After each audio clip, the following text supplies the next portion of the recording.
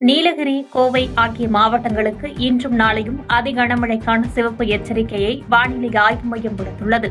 வடமேற்கு வங்கக்கடல் பகுதிகளில் நிலவிய காற்றழுத்த தாழ்வு பகுதி காற்றழுத்த தாழ்வு மண்டலமாக வலுப்பெற்றுள்ளது.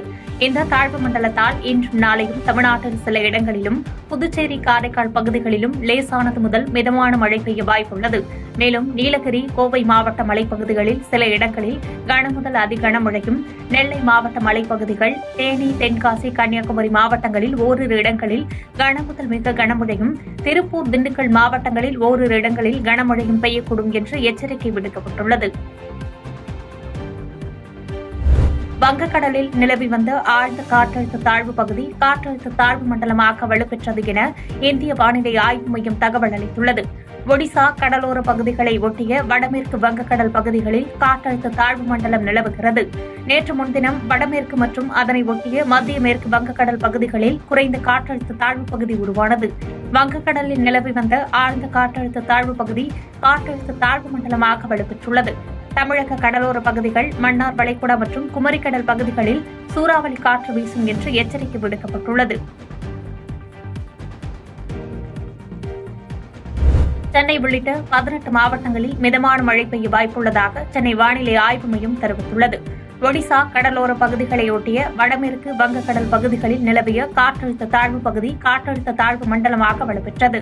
இந்நிலையில் சென்னை, திருவள்ளூர், நீலகிரி, கோயம்புத்தூர், மதுரை, சிவகங்கை, புதுக்கோட்டை, தேனி, தென்காசி, நெல்லை, தூத்துக்குடி, கன்னியாகுமரி, தஞ்சாவூர், திருவாரூர், நாகப்பட்டினம், ராமநாதபுரம் ஆகிய மாவட்டங்களில் இடி மின்னலுடன் கூடிய லேசானது முதல் மிதமான மழையும், சென்னை மற்றும் புறநகர் பகுதிகளில் இடி மின்னலுடன் கூடிய மிதமான மழைக்கு வாய்ப்புள்ளதாக சென்னை வானிலை ஆய்வு மையம் தெரிவித்துள்ளது.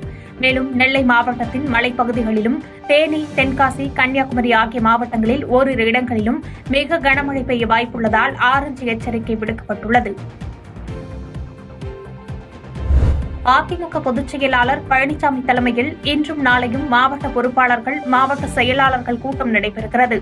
சென்னை ராயப்பேட்டை அவ்வை சண்முகம் சாலையில் உள்ள தலைமை கழக புரட்சித் தலைவர் எம்ஜிஆர் மாளிகையில் இன்றும் நாளையும் கழக வளர்ச்சிப் பணிகள் குறித்தும் மாவட்ட பொறுப்பாளர்கள், மாவட்ட கழக செயலாளர்கள் ஆலோசனைக் கூட்டம் நடைபெறவுள்ளது. இந்நிலையில் அடுத்த கட்ட தேர்தல் நடவடிக்கைகள் குறித்தும், கட்சியின் வளர்ச்சிப் பணிகள் குறித்தும் இந்த கூட்டத்தில் ஆலோசிக்க உள்ளதாக தெரிகிறது. முக்கியமாக மாநிலங்களவை தேர்தலுக்கான அதிமுக வேட்பாளர்கள் தேர்வு குறித்து கட்சியின் மூத்த நிர்வாகிகளுடன் எடப்பாடி பழனிசாமி ஆலோசனை நடத்துவார் என்று கூறப்படுகிறது. தாராபுரத்தில் முடிவுற்ற பணிகளை அமைச்சர்கள் திறந்து வைத்து புதிய திட்டப்பணிகளை தொடங்கி வைத்தனர். திருப்பூர் மாவட்டம் தாராபுரம் நகராட்சிக்குட்பட்ட பகுதிகளில் ரூபாய் 108 கோடி மதிப்பீட்டில் பள்ளி உட்கட்டமைப்பு மேம்பாட்டு திட்டத்தின் கீழ் முடிவுற்ற திட்டப்பணிகளை அமைச்சர்கள் மு. சாமிநாதன், கயல்விழி ஆகியோர் திறந்து வைத்தனர். பிறகு நகர்ப்புற சாலை மேம்பாட்டு திட்டத்தின் கீழ் ரூபாய் 3.58 கோடி மதிப்பீட்டில் புதிய திட்டப்பணிகளை துவக்கி வைத்தனர். தொடர்ந்து செய்தியாளர்களை சந்தித்து பேட்டியளித்த அமைச்சர் சாமிநாதன், நகர்ப்புற சாலை மேம்பாட்டு திட்டத்தின் கீழ் ரூபாய் 2.8 கோடி மதிப்பீட்டில் தார் சாலைகளை புதுப்பிக்கும் பணி உள்ளிட்டவைகள் நடைபெறவுள்ளதாக தெரிவித்தார். செய்திகளை உடனுக்குடன் தெரிந்து கொள்ள கீழ்கண்ட கேபிள் மற்றும் DTH நெட்வொர்க்குகளில் எம்நாடு செய்தி தொலைக்காட்சியை காணுங்கள். பாதகம் செய்பவரை கண்டால் நாம் பயம் கொள்ளலாகாது பாப்பா. மோதி மிதித்து விடு பாப்பா, அவர் முகத்தில் உமிழ்ந்து விடு பாப்பா.